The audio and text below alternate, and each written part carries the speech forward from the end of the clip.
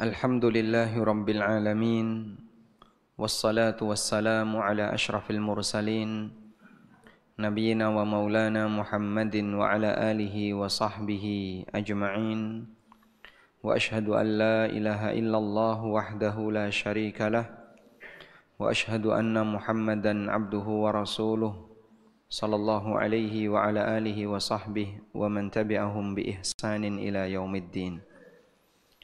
Alhamdulillah, puji syukur kita haturkan kehadirat Allah Subhanahu wa taala. Pagi ini kita kembali melanjutkan kajian dengan membaca buku Prinsip Hidupku. Insyaallah kita masih membahas tentang perbaiki di sisa usia. Baik, yang akan kita bahas di kesempatan kali ini adalah judulnya apa, Pak? Ini kebaca enggak? Dipekerjakan oleh Allah. Nah, baik. Seperti ini. Kelihatan? Kurang jelas? Nah. Berkaitan dengan istilah dipekerjakan oleh Allah. Apa sih makna dipekerjakan oleh Allah? Coba kita lihat hadis berikut ini. Dari Anas bin Malik radhiyallahu anhu, Nabi sallallahu alaihi wasallam bersabda, "Idza aradallahu bi'abdin khaira ista'malahu." Idza aradallahu bi'abdin khaira ista'malahu. Apabila Allah menghendaki kebaikan bagi hamba, ista'malahu, maka Allah akan mempekerjakannya. Lalu para sahabat bertanya kepada Nabi sallallahu alaihi wasallam, "Wa masti'maluhu?" Lalu apa yang dimaksud Allah mempekerjakannya ya Rasulullah? Masa Allah mempekerjakan hamba?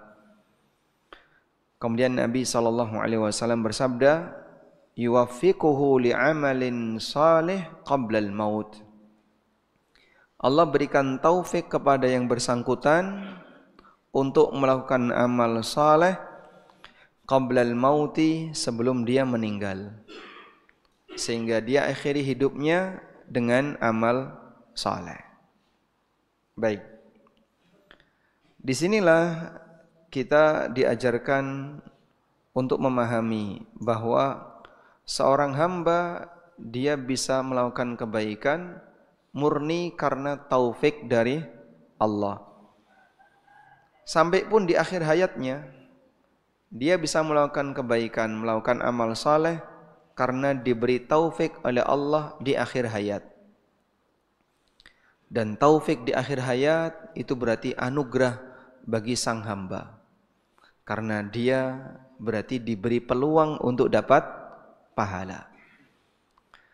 Apalagi ketika di akhir hayat itu mengakhiri dari hidupnya. Taufik di akhir hayat itu mengakhiri hidupnya. Berarti yang bersangkutan akan mendapatkan amal saleh husnul khatimah. Sekarang coba kita lihat berikut ini. Bapak Ibu yang dimuliakan Allah Subhanahu wa taala, enggak kelihatan ya? Kelihatan enggak? Enggak. Khusus di sini harus nyeting dulu. Nah. Kalau ini kelihatan? Kelihatan. Tulisannya apa? Oh, belum ada. Insyaallah. Baik, alhamdulillah. Baik. Di sini ada pekerjaan. Lalu di sini ada ujroh. Ujroh itu apa? Upah dari pekerjaan. Seseorang bisa mendapatkan ujroh jika dia bekerja. Dalam bahasa Arab, pahala itu disebut oleh Allah ajrun. Falahum ajrun ghairu mamnun. Mereka mendapatkan ajrun, ujroh, upah, pahala ghairu mamnun, yang tidak pernah putus. Baik. Nah, untuk bisa mendapatkan upah ini tentu saja sang hamba harus bekerja. Semakin banyak pekerjaannya, maka secara teori upahnya akan semakin besar. Sehingga ketika dia punya pekerjaan banyak, dia bisa mendapatkan pahala yang makin banyak. Baik. Sementara untuk bisa bekerja, di sini harus ada perintah. Nah, pekerjaan di sini harus ada mandat. Kalau orang tidak diberi mandat, maka dia nggak punya kerjaan. Sehingga pekerjaan setiap hamba itu terjadi ketika sang hamba dikasih mandat. Kamu saya suruh ini, kamu saya suruh ini, kamu saya suruh ini, barulah dia bisa bekerja. Baik. Jika kita bawa pemahaman semacam ini berkaitan dengan masalah amal, maka mandat ini adalah taufik. Mandat ini adalah taufik. Sang hamba dikasih mandat berarti dikasih taufik untuk melakukan pekerjaan. Namun yang terjadi, kondisi hamba di situ ada 3 keadaan. Pertama, ada hamba yang diberi taufik. Ketika sang hamba diberi taufik, berarti dia diantarkan kepada kemuliaan, diberi kerja yang mulia. Kondisi yang kedua, ada hamba yang tidak diberi taufik. Ada hamba yang tidak diberi taufik, sehingga dia malas untuk kerja. Mau kerja rasanya berat, malas untuk melakukannya, karena yang bersangkutan tidak diberi taufik. Yang ketiga, ada yang dijauhkan dari taufik ya, dan dibiarkan dengan nafsunya. Wes sakarepmu, diujo, dibiarkan. Maka orang ini akan tenggelam dengan maksiat. Sehingga dia tidak diberi arahan, tidak diberi petunjuk, dan dilepas, dibiarkan. Maka yang terjadi, orang ini akan tenggelam dalam maksiat. Jadi malah lawan dari bekerja. Dia malah sibuk dengan perbuatan yang justru akan menambah dosa baginya. Kalau kita ditanya, dari 3 jenis manusia ini, mana orang yang dimuliakan Allah, mana orang yang dihinakan Allah? 1, 2, 3. Yang mana, Pak? Nomor 1, ini yang dimuliakan oleh Allah. Sehingga orang yang diberi taufik, hakikatnya dia sedang dimuliakan oleh Allah. Dia dibuat rajin bekerja, rajin beramal, senang melakukan ketaatan, apalagi menjelang akhir dari hidupnya. Berarti yang bersangkutan dimuliakan oleh Allah Subhanahu wa taala agar dia bisa mendapatkan ujroh tadi. Sedangkan orang kedua dan ketiga ini terhalang dari ujroh. Dia tidak mendapatkan pahala karena yang bersangkutan tidak beramal. Karena itulah Bapak Ibu, orang yang malas ketika ibadah, berarti hakikatnya Allah tidak memuliakannya. Apalagi ketika yang terjadi adalah yang bersangkutan dijauhkan dari taufik, dibiarkan dengan hawa nafsunya, maka hakikatnya dia sedang tenggelam dalam maksiat, membuat dia semakin jauh dari ketaatan. Di saat itu yang bersangkutan sedang dihinakan oleh Allah Ta'ala. Sehingga untuk kasus ketiga ini, dia dihinakan oleh Allah. Karena dihinakan, ya dibiarkan, serah digubris. Akhirnya ketika enggak digubris, Dia jadi pengikutnya hawa nafsu, pengikut setan. Coba kita lihat ayat ini. Allah Ta'ala berfirman di surat At-Taubah ayat 46. Walau aradul khuruja la'addu lahu 'uddatan walakin karihallahum bi'athahum fathabbatahum wa qila qa'udu ma'al qa'idin. Kalau memang mereka itu serius mau ikut jihad, la'addu lahu 'uddatan, seharusnya mereka itu persiapan. Walakin karihallahum bi'athahum, namun Allah enggak suka mereka itu ikut berangkat dalam kegiatan jihad tadi. Fathabbatahum, maka Allah buat mereka malas untuk melakukannya. Wa qila qa'udu ma'al qa'idin, dan Allah firmankan uq'udu ma'al qa'idin, duduklah kamu, dan dikatakan kepadanya uq'udu ma'al qa'idin, duduk saja kamu bersama orang-orang yang tidak ikut jihad. Baik. Ada pelajaran apa dari ayat ini? Ayat ini menjelaskan kenapa orang itu tidak mau tergerak untuk melakukan ketaatan. Karena Allah enggak suka dia ada dalam rombongan ketaatan itu. Jadi saat hamba malas untuk melakukan ketaatan atau ibadah apapun bentuknya, hakikatnya karena Allah tidak suka dia ada dalam rombongan orang yang sedang ibadah. Ketika Allah enggak suka dia berada dalam rombongan orang-orang yang sedang melakukan ketaatan dan ibadah, maka dia tidak diberi taufik untuk melakukan ibadah itu, jadinya malas untuk beribadah. Sehingga misalnya, alhamdulillah sekarang kita bisa sholat subuh berjamaah, bareng-bareng mengawali hidup ini dengan zikrullah dan ketaatan. Ada enggak Pak orang yang adzan subuh terdengar keras di telinganya, tapi dia enggak mau bangun? Ya, banyak. Dan mungkin kita pernah mengalaminya. Apa hakikatnya yang terjadi pada orang itu?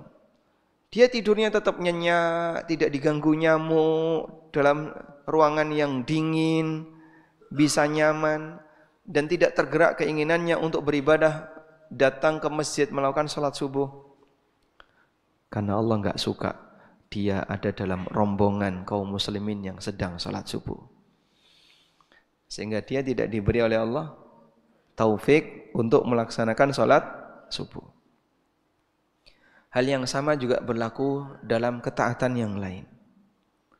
Maka kalau kita tidak tergerak untuk melakukan aktivitas ibadah dan amal soleh, tolong disadari, jangan-jangan Allah enggak suka kita ada di barisan orang-orang yang ibadah itu.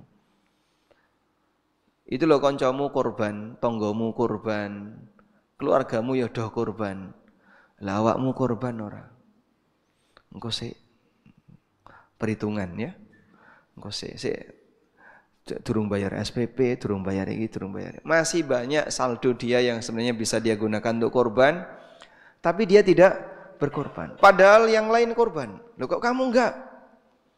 Engko sik, gitu ya. Allah tidak kasih taufik kepada dia untuk ibadah kurban. Maka dia tidak ikut dalam rombongan orang-orang yang sedang berkorban. Yang perlu disadari, hakikatnya yang bersangkutan dibuat malas oleh Allah karena Allah enggak suka dia ada dalam rombongan ketaatan. Ya. Sehingga misalnya seorang bos, dia punya 10 karyawan, 9 karyawan silahkan kamu kerja di sini. Saya enggak suka kamu kerja. Dah kamu di sini aja. Maka satu yang tidak bekerja itu sebenarnya apakah karena bos senang sama dia? Justru sebaliknya. Saya enggak suka dia kerja. Makanya saya biarkan dia, enggak saya kasih kerjaan, yang 9 ini saya suruh kerja. Sehingga yang disuruh kerja itu bukan karena bosnya nggak suka, tapi karena bosnya justru ingin memberikan kebaikan bagi mereka. Maka jangan berpikir ketika kita tidak ikut dalam rombongan ketaatan berarti anugerah. Tapi itu hakikatnya adalah hukuman dan musibah bagi sang hamba ketika di dunia.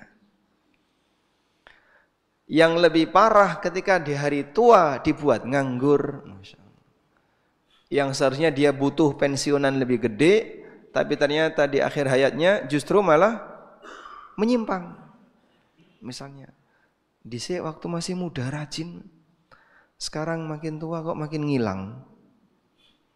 Dulu waktu masih muda dia sregep, ya, sampai jadi marbot, ikut kegiatan pemuda, remaja-remaja masjid. Begitu sudah makin tua, jadi preman, terus ngilang. Sehingga ketika dia ngilang, maka yang bersangkutan justru tidak punya peluang untuk mendapatkan ujroh tadi, mendapatkan pahala yang baik di akhir hayatnya. Bisa jadi Allah enggak suka sama dia karena kesalahan yang dia lakukan, maka Allah tidak kasih taufik kepadanya untuk berbuat taat.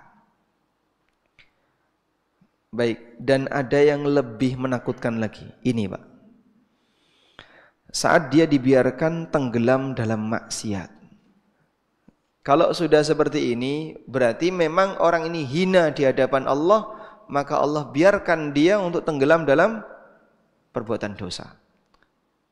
Dosa itu hina atau tidak, Pak? Hina. Ketika Allah melihat orang ini hina, maka Allah biarkan dia tenggelam dalam perbuatan yang hina. Sehingga ketika berbuat dosa rasanya gampang. Tidak ada halangan. Lancar jaya misalnya. Ngelakoni iki gampang, ngelakoni. Perbuat maksiat dia gampang. Saya punya tetangga, Pak. Gaweanane mendem. Nek gak mendem ya apalagi moh limo dilakoni kabeh ya. Dilakoni kabeh itu. Berbuat maksiat itu begitu mudah tapi rezekinya lancar. Hakikatnya apa? Istidraj. Hanu alaihi fa'asau, dia hina di hadapan Allah, maka Allah biarkan dia durhaka kepada Allah. Kita lihat keterangan berikut ini. Qala al-Hasan al-Basri, Imam Hasan al-Basri rahimahullah pernah mengatakan, hanu alaihi fa'asauhu, ada orang yang terhina di hadapan Allah, maka dia pun durhaka kepada Allah. Walau azzu alaihi, andaikan orang itu mulia di sisi Allah, la'asamahum, maka Allah akan lindungi mereka untuk berbuat hina. Allah akan jaga mereka untuk tidak berbuat maksiat. Kama qala Allah Ta'ala, ini seperti yang difirmankan oleh Allah Ta'ala, wa may yuhinillahu fama lahu mim mukrim. Barang siapa yang Allah hinakan, maka tidak akan ada orang yang bisa memuliakannya. Maksudnya Allah hinakan gimana, Pak? Allah biar gelam dalam perbuatan maksiat dan dosa, sehingga dia tidak diberi hidayah untuk bisa meninggalkan itu. Maka siapa yang bisa menyelamatkan dia untuk keluar dari maksiat itu? Enggak ada. Apabila sudah dihinakan oleh Allah Subhanahu wa taala. Bahkan terkadang dia merasa mulia dengan maksiat itu. Krasa sugih, krasa paling punya status sosial, badannya sehat, tidak mengalami sakit, ya. Walaupun nek ngomong grog-grogan ya, karena saking seringnya ngerokok sama alkohol. Tapi kalau ngomong kan gede gitu kan, grog-grogan, masya Allah, tenggorokan orang ini sebenarnya rusak. Tapi dia di rapat RT dominan, kerasa paling kuat, kerasa paling hebat, padahal dia tenggelam dalam maksiat. Saat dia diingatkan, awakmu iki sapa? Aku luwih dhuwur pangkate timbandingan awakmu, luwih sugih, luwih ini. Akhirnya dia bertahan dalam maksiat. Hanu 'ala Allah fa'asauhu, dia hina di hadapan Allah, maka Allah biarkan dia tenggelam dalam maksiat. Walaupun dia punya status sosial, walaupun dia punya jabatan, walaupun dia punya banyak kekayaan, dihormati oleh masyarakatnya, tapi dia terhina di hadapan Allah. Buktinya apa? Dibiarkan tenggelam dalam maksiat. Wa in adzamahumun nas, meskipun mulia oleh masyarakat fid zahir, dari sisi lahiriah, lihajatihim, karena banyak masyarakat yang butuh kepadanya. Orangnya royal ya Pak. Nek kita ngadain apapun, lomba-lomba itu mesti ngasih dia. Lomba balapan manuk ngasih. Lomba adu pitik dia ngasih hadiah paling gede. Kita mau ngadain konser di kampung, wow dia sendiri yang paling gede. Kita mau ngadain apapun, dia yang nyumbang paling besar. Au khaufan min syarrihim, atau karena takut dari dampak buruknya. Sehingga masyarakat kadang merasa takut. Hati-hati, macam-macam korong ini diperkarakan, dikit-dikit diperkarakan. Fahum fi qulubihim ahqaru syai'in wa ahwanuhu. Maka hakikatnya di hati mereka terdapat sesuatu yang sangat hina dan rendah di hadapan Allah Subhanahu wa taala, maka orang ini dibuat tenggelam dalam aneka kemaksiatan dan dia tidak menyadarinya. Wa may yuhinillahu fama lahu mim mukrim. Barang siapa yang Allah hinakan, maka tidak akan ada yang bisa memuliakan.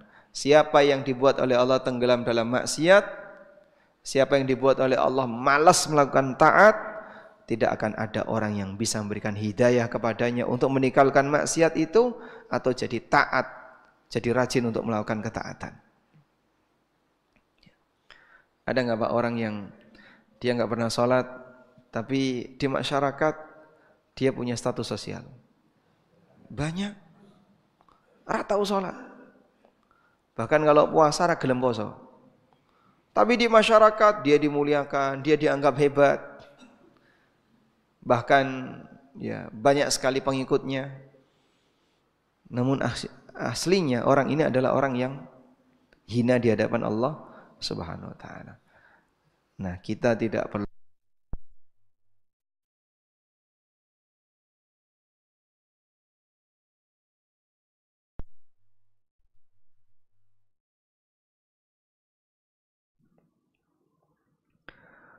oleh karena itu, Bapak Ibu yang dimuliakan Allah, setelah kita belajar seperti ini, seharusnya memberikan perhatian kepada kita bahwa bisa taat itu karena taufik. Ini murni karena hidayah dari Allah. Bukan karena kehebatanku, bukan karena aku orang yang baik, aku orang yang soleh, tapi karena Allah ngasih aku anugerah. Sehingga layak bagi kita untuk banyak bersyukur. Alhamdulillah masih bisa bareng-bareng lakoni taat, masih bisa melakukan aneka ibadah. Tapi bagi mereka yang pada posisi ini, walaupun dia punya harta dan kekayaan, status sosial dan jabatan, perlu dia ingat ketika dia dibiarkan oleh Allah dalam keadaan itu, hakikatnya dia dihinakan oleh Allah Subhanahu wa taala. Ada tetangga saya bercerita. Ini tetangga dari rumah dekat studio ANB, ya mungkin agak jauh dikit lah. Tapi saya pernah main ke situ dan beliau bercerita. Aku duwe konco, saya punya teman yang dia ini ya suka berbuat enggak karuan. Suka minum, preman di pasar, dan aneka kegiatan-kegiatan yang enggak benar. Jauh dari tempat ibadah. Nah, kemudian suatu ketika dia datang dengan penampilan yang berubah. Terus bilang kepada bapaknya ini, Pak A, alhamdulillah Pak A, aku saiki wis tobat. Ya, wis rajin ning gereja. Jadi dia sekarang sudah meninggalkan minum ya. Premanisme sudah dia tinggalkan setelah dia sakit. Nah, saat dia sakit itu ternyata dirawati oleh menantunya. Nah, menantunya ini non muslim. Terus akhirnya dia ikut menantunya, kemudian rajin ke gereja. Dan dia mengucapkan alhamdulillah. Alhamdulillah aku saiki wis berubah, wis dadi apik, rajin ning gereja. Nah, jadinya gimana ini, Pak? Ini nomor 1 nggak dapat, awalnya nomor 2 turun jadi nomor 3. Sehingga sejatinya dia dimuliakan oleh Allah atau tidak? Bahkan dihinakan, dibiarkan untuk berbuat kekufuran. Kalau sampai itu dibawa mati, mati kafir. Nah, selanjutnya perjuangan amal. Perjuangan ketika amal. Di usia muda. Kemudian di sini ada di usia tua. Bisa jadi ada orang yang melakukan perjuangan amal di usia muda, Masya Allah, luar biasa ya, rajin dan seterusnya. Tapi perlu diingat, yang dinilai itu lahir batin. Yang dinilai lahir dan batin. Lahirnya kelihatan bagus, tapi sebenarnya batinnya rusak. Nah, di hari tua ditampakkan oleh Allah, rusak lahir batin. Sehingga Allah menunjukkan yang bersangkutan, orang ini ketika masih muda dia melakukan seperti itu. Oh, menggolek nama agar disebut orang soleh, agar disebut orang ini dan seterusnya. Penuh dengan riak dalam batinnya. Penuh dengan ketidakikhlasan, cari perhatian atau apapun itu. Nah, yang bahaya di sini. Begitu di hari tua Allah tampakkan lahir batinnya rusak. Sehingga yang dilakukan hanyalah pencitraan. Dia berusaha untuk melakukan pencitraan. Maka dimanapun dia selalu tampil di medsos untuk pencitraan. Bisa jadi di hari tuanya, karena Allah enggak ridho kondisi batin yang seperti itu, di hari tuanya lahir batinnya ditambahkan rusak. Rusak lahir batin. Apa yang bisa diharapkan oleh orang ini? Sehingga yang bersangkutan tidak bisa mendapatkan prestasi, tidak mendapatkan hasil apapun dari perjuangan yang dilakukan waktu masih muda. Ada banyak cerita orang yang murtad di hari tua. Ada seorang muadzin, hafidz Quran. Dia azan naik ke menara, masa silam ya. Kalau sekarang corongnya di atas menara. Ini muadzin naik ke atas menara untuk adzan.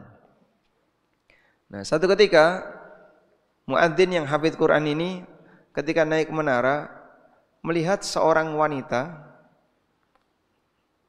yang cantik dan membuat dia tertarik. Akhirnya begitu dia selesai adzan, dia berminat untuk mendatangi wanita itu. Datanglah dia ke wanita itu. Bagaimana caranya aku bisa melamarmu? Nah, ternyata wanita ini wanita Nasrani. Ya boleh, kau boleh melamarku, silakan bilang ke bapak. Tapi syaratnya kamu harus ikut agamaku. Akhirnya muadzin ini bersedia. Dan dia berubah jadi Nasrani. Nah, setelah jadi Nasrani kan nggak boleh adzan, Pak. Nah, setelah sekian tahun, ada orang yang ketemu sama orang ini. Terus ditanya, gimana nasib hafalan Quranmu? Karena hafalan itu kan tidak sebatas memori ya. Tapi ada unsur iman yang menaunginya. Dia bilang, semua hafalanku hilang kecuali satu ayat. Nah, satu ayat itu bunyinya kayak gini.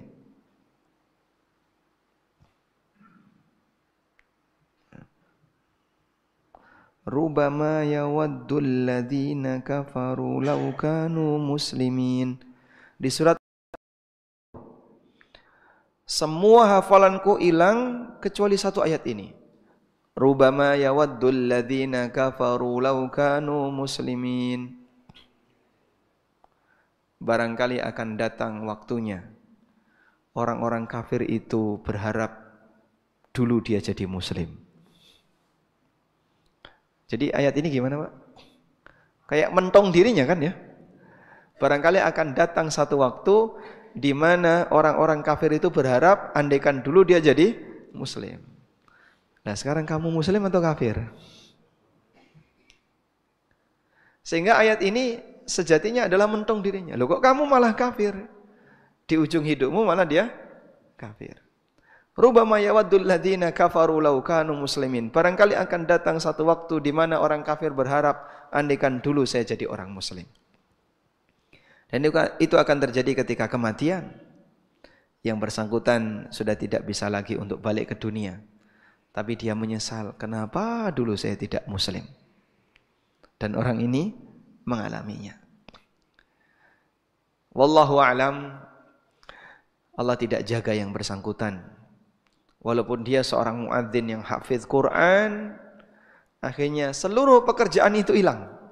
Adzannya hilang, hafalan dia sudah bisa, akhirnya hilang. Ketika hilang, yang tertinggal satu ayat. Allah pertahankan pada dirinya sebagai peringatan bagi yang bersangkutan. Rubama yawaddul ladzina kafaru law. Besok akan datang satu keadaan di mana orang kafir berharap andaikan dulu saya jadi orang muslim. Nah, ada juga peristiwa yang dialami oleh orang yang dia dianggap sangat berjasa dalam dakwah tauhid, namanya Abdullah Al-Qasimi.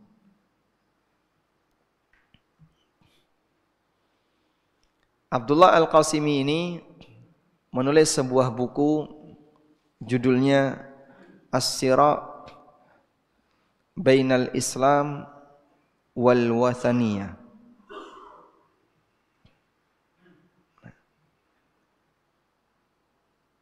Ini judulnya, Pak. As-Sira' Bainal Islam wal Wathaniyah. Buku ini 2 jilid. Buku ini isinya bantahan luar biasa, bagus sekali untuk orang sufi. Penyembah kuburan, gandrung dengan aneka perbuatan-perbuatan syirik dan seterusnya. Dengan pendekatan yang sangat logis. Sampai dipuji oleh para ulama, laqad ishtara bi kitabihil jannah. Orang ini telah membeli surga dengan kitabnya. Ini afwan. Tadi ada yang salah di penulisan nama ya. Al-Qasimi. Tulisannya gini. Baik. Jadi sampai para ulama mengatakan laqad ishtara bi kitabihil jannah. Orang ini telah membeli surga dengan kitabnya. Karena bukunya bagus. Yang terjadi apa? Dia mati ateis. Berubah di akhir hayatnya, kemudian lebih cenderung kepada ajaran ateis, dan dia berpihak kepada ajaran ateis dan membela ateis, mati ateis. Padahal sebelumnya membela ajaran tauhid. Sehingga perubahan itu sangat mungkin terjadi. Perubahan itu sangat mungkin terjadi. Nah, maka perubahan terjadi pada hamba di saat taufik dicabut. Yang bersangkutan tidak diberi taufik oleh Allah, sehingga terjadilah perubahan dalam hidupnya. Yang dulu dia adalah orang baik, di akhir hayatnya Allah tidak memberikan hidayah dan dia berubah jadi orang jahat. Dan terkadang sebab perubahan itu, terkadang sebabnya adalah meninggalnya, wafatnya orang yang menjadi partner, orang yang menjadi partner kebaikan. Misalnya dalam sebuah keluarga ada suami, istri, 3 anak, perempuan-perempuan, laki-laki. Sepanjang bapaknya ini masih hidup, semuanya terjaga dengan baik. Istrinya solihah, bisa menjaga auratnya, ikut dalam kegiatan-kegiatan kajian, bahkan jadi ketua majelis taklim. Anaknya terjaga dengan baik, putri-putrinya bisa menjaga aurat, yang laki-laki mau datang ke masjid. Sampai akhirnya bapaknya ini meninggal. Ketika sang bapak ini meninggal, perubahan pelan-pelan mulai terjadi. Diawali dari rebutan warisan. Akhirnya tegang antara satu dengan yang lain, sampai kemudian antara satu anak dengan anak yang lain berantem. Bahkan dia berantem sama ibunya. Kemudian lama-lama hartanya habis. Ibunya mulai goyang. Yang awalnya dia dulu rajin di aneka kegiatan kajian, sekarang sudah mulai geser ke komunitas yang berbeda. Lepas jilbab, sampai kemudian hilang, bahkan menjual kehormatan. Baik, dengan satu orang, ketika orang ini hilang, keluarga ini rusak. Makanya ada satu doa yang mungkin perlu ditekankan ya, ketika Bapak Ibu sedang sholat jenazah. Sholat jenazah di rakaat yang keberapa? Di takbir yang keempat. Gimana kalimat doa takbir yang keempat? Allahumma la tahrimna ajrahu. Ada kalimat apa? Wala taftinna ba'dahu. Wala taftinna ba'dahu. Maksudnya apa ini? Ya Allah, jangan engkau berikan fitnah kepada kami ba'dahu, setelah orang ini meninggal. Jangan engkau munculkan fitnah kepada kami setelah orang ini meninggal. Sehingga kita mohon kepada Allah berlindung dari fitnah. Kita berlindung dari fitnah, ujian yang berat dengan meninggalnya satu orang ini. Yang itu bisa memberikan efek tadi, Pak. Ada orang yang sampai murtad gara-gara bapaknya meninggal, ada yang jadi menyimpang, ada yang rusak, dan seterusnya. Anak pertama hamil di luar nikah, anak ketiga kena narkoba, anak kedua masuk penjara. Masya Allah. Rusak semua ini. Wallahu a'lam. Mudah-mudahan Allah selalu memberikan taufik bagi kita hingga akhir hayat kita, dan selalu iringi permohonan hidayah, minta taufik kepada Allah, perbaikan lahir batin. Ya. Ya muqallibal qulub, tsabbit qulubana ala ta'atik, wa ya musarrifal qulub, sarrif qulubana ala dinik. Allahumma inna nas'aluka fi'lal khairat wa tarkal munkarat wa hubbal masakin, wa idza aradta bi'ibadika fitnah faqbidna ilaika ghaira maftunin. Wa sallallahu ala nabiyyina Muhammadin wa ala alihi wa sahbihi wasallam.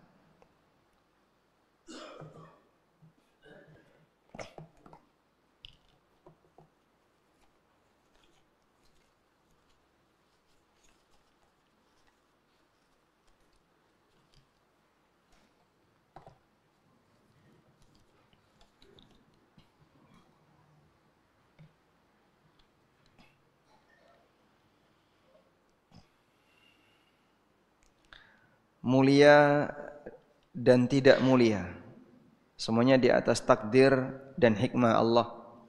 Bagaimana kita menyikapi takdir dan ketetapan ini?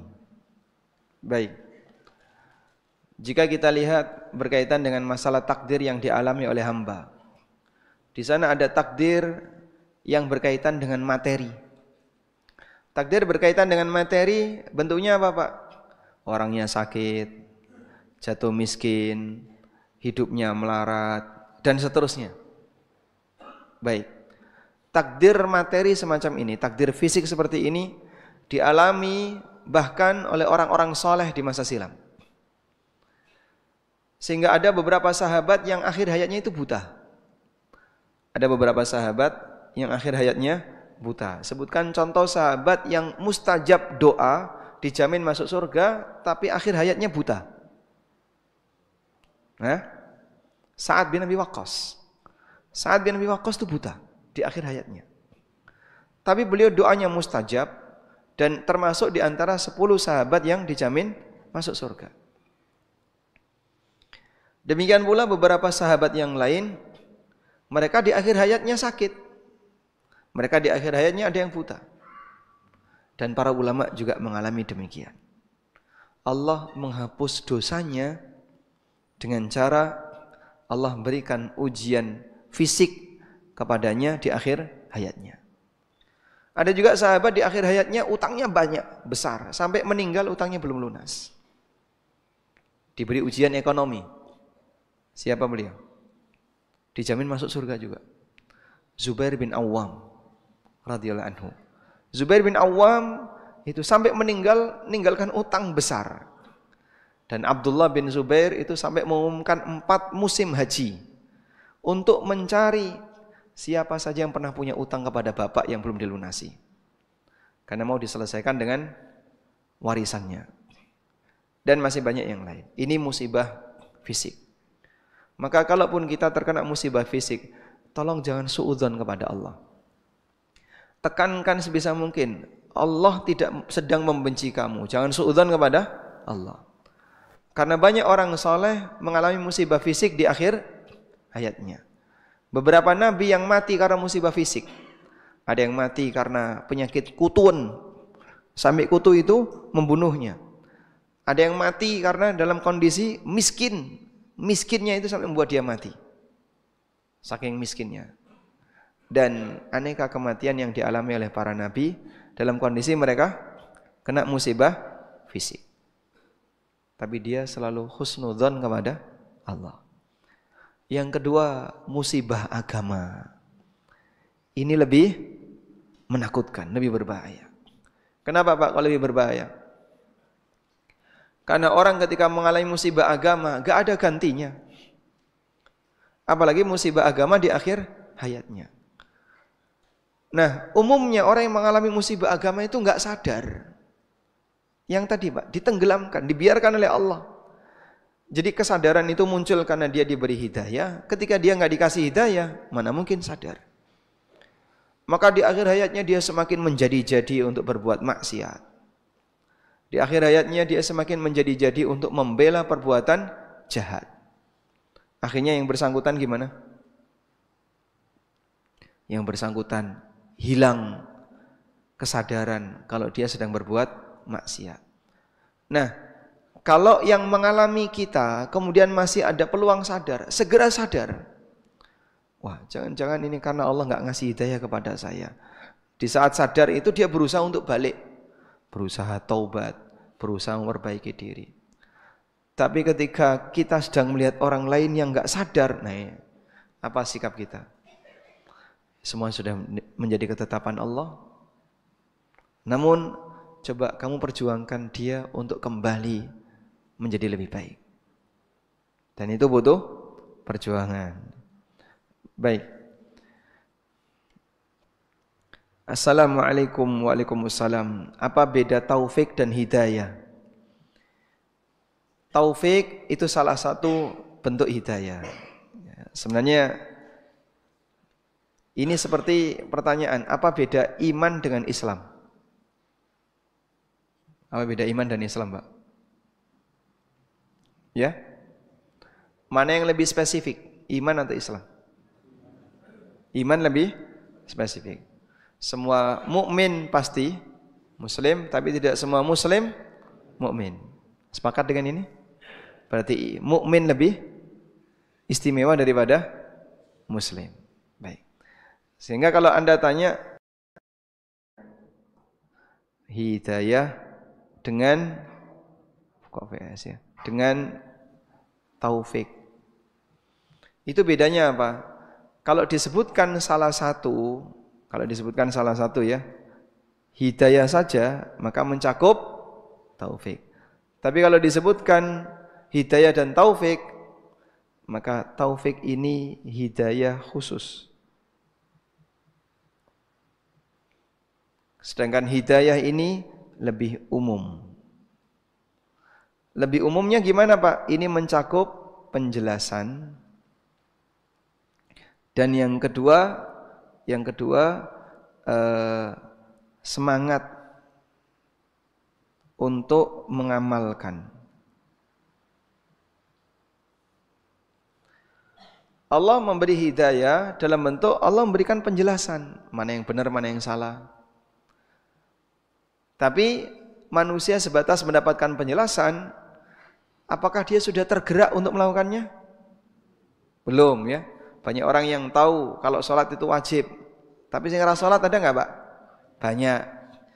Maka dia butuh yang kedua, diberi semangat untuk mengamalkan. Nah, taufik itu yang kedua ini. Sehingga hidayah dan taufik artinya adalah dia diberi penjelasan dan diberi semangat untuk melaksanakan penjelasan itu. Karena kalau tidak dikasih semangat untuk itu, maka yang bersangkutan tidak akan bisa mendapatkan ketaatan. Bagaimana doa kepada Allah agar dijauhkan dari kemaksiatan?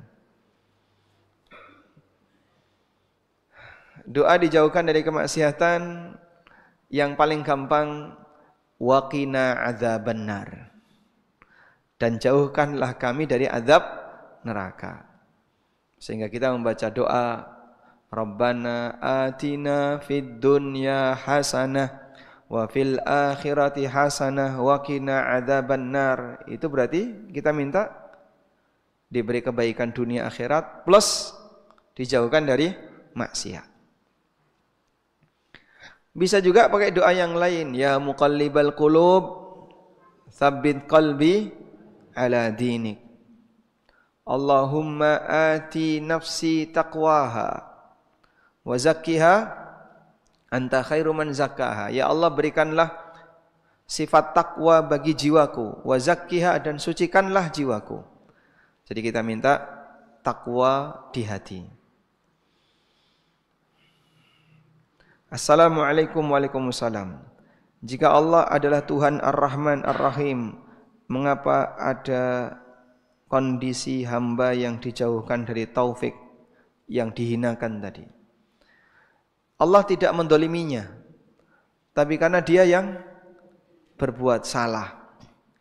Sehingga saat dia berbuat salah, layak enggak dapat hukuman? Layak enggak dapat hukuman? Layak.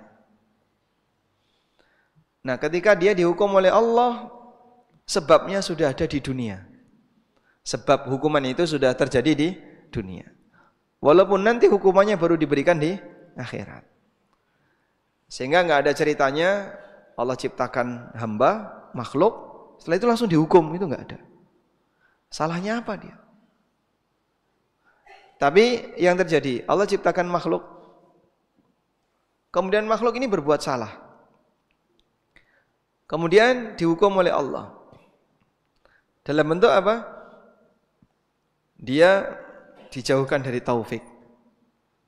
Akhirnya dia tenggelam dalam maksiat. Dalam posisi dia juga enggak sadar dengan perbuatan maksiat itu, semakin bertambah maksiatnya, dia sudah menikmati semua maksiat itu. Sebabnya ada di dunia. Lalu yang bersangkutan dihukum di mana? Di akhirat. Allah tidak berbuat zalim kepada hambanya. Nah, sehingga Ar-Rahman dan Ar-Rahim yang itu merupakan dua nama dan sifat Allah yang mulia, bukan berarti menghilangkan kemampuan Allah untuk menghukum. Karena itulah ayat ini menjelaskan tentang keseimbangan prinsip itu. Allah Subhanahu wa taala berfirman, "Nabbi ibadi anni anal ghafurur rahim." Nabbi ibadi, sampaikan kepada para hambaku, anni anal ghafurur rahim, sesungguhnya aku adalah zat yang maha pengampun lagi maha penyayang. Wa anna adzabi huwal adzabul alim. Tapi juga sampaikan bahwa siksaku adalah siksa yang menyakitkan. Agar terjadi keseimbangan. Sehingga jangan dominan di salah satu. Kalau dominan di salah satu, nanti jadinya ekstrim seperti Murji'ah.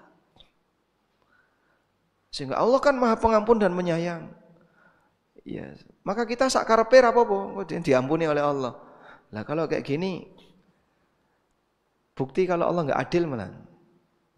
Kalau begini berarti dia menganggap Allah tidak adil. Bagaimana mungkin orang berbuat maksiat dia mendapatkan balasan yang sama dengan orang yang berbuat taat? Adil enggak kayak gitu? Tidak adil. Baik. Oleh karena itu, sebagaimana orang yang taat diberi balasan kebaikan, orang yang maksiat diberi ancaman dengan hukuman. Dan itulah prinsip keadilan.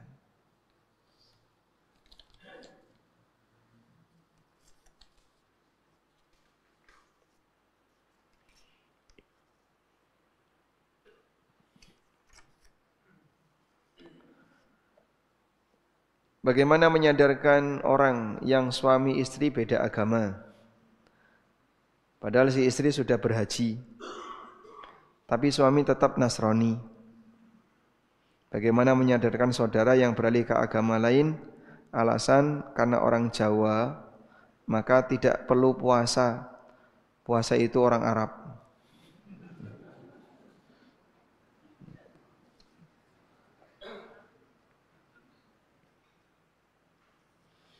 Iya, gimana cara menyadarkannya ini? Yang pertama dia berzina, nikahnya batal ya. Walaupun ibunya sudah hajah. Yang laki-laki Nasrani, ya nikahnya apa? Batal. Seharusnya pas waktu haji itu andaikan pembimbingnya bisa menyadarkan yang bersangkutan, itu bagus ya. Banyak orang yang dia sadar dan mau tobat setelah haji dan umroh, jika dia mendapatkan pembimbing yang bagus, sehingga itu jadi kesempatan untuk ngasih nasihat kepada yang bersangkutan, menyadarkan yang bersangkutan, sampai bisa membuat orang itu nangis karena dia jauh dari kampungnya. Beda kalau dia di kampungnya. Kalau di kampungnya kerasa gagah, kerasa hebat, punya jabatan, status sosial. Begitu keluar, batinnya itu beda. Sekarang ketika dia di luar, dia enggak seperti di kampungnya. Itu lebih gampang dinasihati. Ya, mungkin jika yang bersangkutan orang mampu, coba ditawari ikut umroh, ya. Barangkali nanti bisa dikasih saran bagi pembimbing sehingga beliau bisa berubah jadi lebih baik. Nah, yang murtad ini tidak tahu ini. Kalau bisa diajak ke masjid ya ke masjid untuk kembali masuk Islam. Assalamualaikum, waalaikumsalam. Mana yang lebih baik, daftar haji atau umroh? Segera daftar haji kalau uangnya cukup untuk haji reguler, dan nanti untuk masalah dana umroh Anda masih antriannya panjang. Sehingga kalau daftar sekarang 30 tahun Anda harus ngantri. Mumpung usianya masih 20-an tahun ya. Daftar sekarang. Baik, wallahu alam, demikian, semoga bermanfaat. Wassallallahu ala nabiyyina Muhammadin wa ala alihi wa sahbihi wasallam. Wa akhiru da'wana anil hamdulillahi rabbil alamin. Wassalamualaikum warahmatullahi wabarakatuh.